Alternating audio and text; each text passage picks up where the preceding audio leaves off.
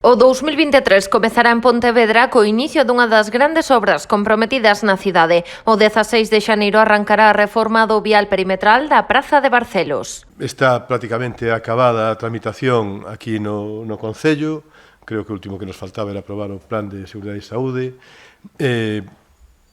Decidimos, sin embargo, retrasar o comezo das obras ata o 16 de xaneiro para deixar todo o período de Nadal, que é un período de ventas para o comercio importante, e mesmo a primeira semana de rebaixas, sen obras, e a partir de aí, pois, comezar. A obra ten un prazo de execución dun ano, dividirase en 10 fases deseñadas conxuntamente entre a empresa adxudicataria, a Policía Local e os servizos técnicos municipais. Para coordinar todo o que ten que ver tanto con que a obra quede ben como co tráfico que hai nesta zona.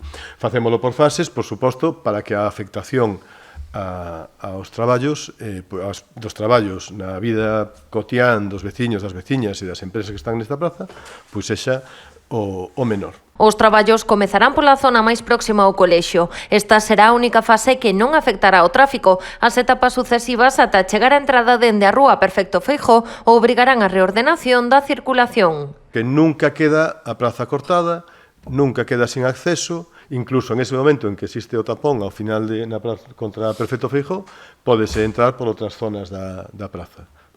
E o que se busca sempre é a maior comodidade e a maior facilidade para os negocios. En canto ao traslado do transformador eléctrico fora das instalacións do Colexio de Barcelos, realizarase durante o verán para non afectar a actividade do centro. A reforma dos viais perimetrais de Barcelos foi licitada por 1.941.000 euros. A esta contía hai que sumar os 176.000 que custará o traslado do transformador, que asumirá a empresa como mellora do contrato.